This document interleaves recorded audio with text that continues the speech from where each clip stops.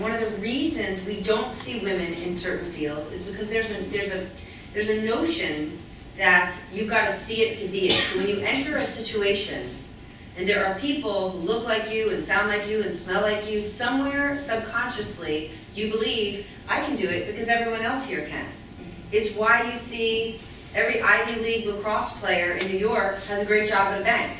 Because when they were 21 years old, somebody who they knew said, hey, you should come work at Goldman Sachs. And they walked onto that trading floor, and there were 30 guys who looked just like them. And one of the reasons we don't see women go into those fields and thrive in those fields is even once they get there, they can't find a mentor, they can't find a sponsor because they're looking for a path to success.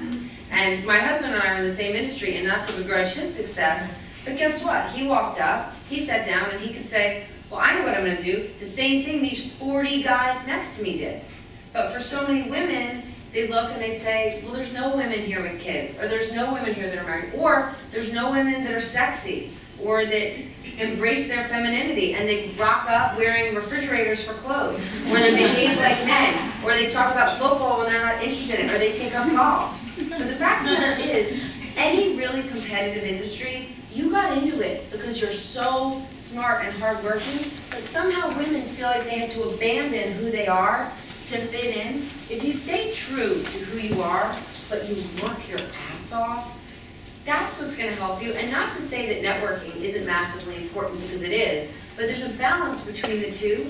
Because if you focus all of your time on ladder and politics and how am I going to go there and how am I going to get to this event, all of that flies out the window if the work you need to be doing every day doesn't get done.